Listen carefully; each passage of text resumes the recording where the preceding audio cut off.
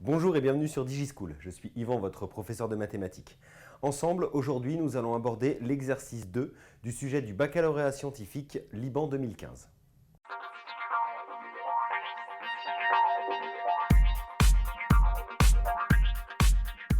Dans cette vidéo, nous commencerons ensemble par lire et commencer à anticiper un petit peu les réponses au sujet de cet exercice numéro 2 du sujet Liban 2015 du baccalauréat scientifique.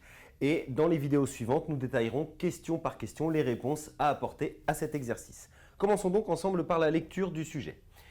C'est un sujet qui concerne les suites. On vous dit dans ce sujet qu'on définit la suite UN de la façon suivante. Pour tout entier naturel n, UN est égal à l'intégrale de 0 à 1 de x puissance n sur 1 plus x dx. Donc, une définition de suite par le biais d'une intégrale. On vous demande dans la première question de calculer U0, on vous en donne l'expression intégrale de 0 à 1 de 1 sur 1 plus x dx. Donc ici 1 effectivement parce que x puissance 0 ça fera toujours 1 quel que soit x. Donc ça nous donne bien 1 sur 1 plus x dx. Donc ici un calcul d'intégrale relativement simple, il va falloir quand même anticiper et essayer de savoir un petit peu quelle est la primitive de la fonction 1 sur 1 plus x, ce qu'on verra plus tard dans les résolutions de questions.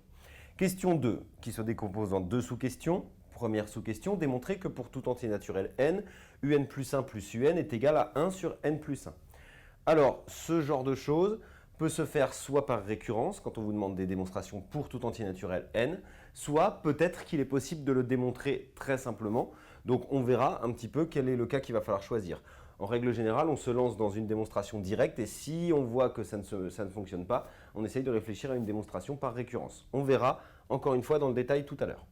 En déduire la valeur exacte de U1. Donc en déduire, ça veut bien dire qu'il faudra se servir de cette égalité que nous aurons prouvée à la question précédente. L'avantage étant que si vous n'avez pas réussi à la prouver, vous pouvez tout de même l'utiliser puisqu'elle vous est donnée.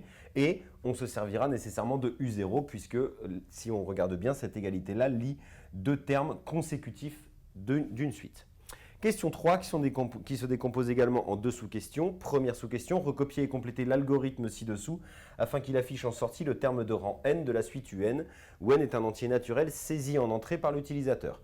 Donc ici, une petite question d'algorithmique assez simple finalement, puisqu'on vous donne l'algorithme, on vous demande simplement de le compléter. Ce serait plus complexe si on vous demandait de le construire vous-même, mais ici donc une toute petite question d'algorithmique que nous résoudrons encore une fois ensemble.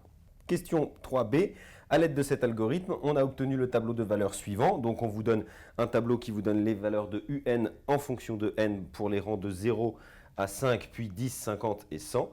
Et on vous demande quelle conjecture concernant le comportement de la suite UN peut-on émettre. Quelle conjecture au pluriel? Alors les conjectures sur les suites, il n'y en a pas 36, il n'y en a que 2, c'est-à-dire le sens de variation, si toutefois il y en a un, et la limite si toutefois il y en a une. Donc on verra un petit peu si on peut tirer des conjectures de ce tableau. Question 4, avant-dernière question, pardon. Démontrer que la suite UN qui se décompose en deux sous-questions, donc première sous-question, démontrer que la suite UN est décroissante, démontrer que la suite UN est convergente. Donc effectivement, ça va rejoindre les conjectures qu'on aura fait dans la question précédente. Et enfin, question 5, on appelle L la limite de la suite UN, démontrer que L est égale à 0. Finalement, si on est un petit peu intelligent, on se rend compte que la réponse à la question 3b, eh bien, elle se situe dans les deux questions suivantes, c'est-à-dire on va conjecturer qu'elle est décroissante et qu'elle est convergente vers 0. Donc effectivement, puisque c'est ce qu'on vous demande de démontrer après, ça veut dire que c'est les conjectures qu'on peut tirer de ce tableau-là, mais on verra dans le détail tout à l'heure comment. Cette vidéo est maintenant terminée, je vous invite à visionner les vidéos suivantes dans lesquelles nous allons résoudre question par question cet exercice et je vous dis à bientôt sur DigiSchool.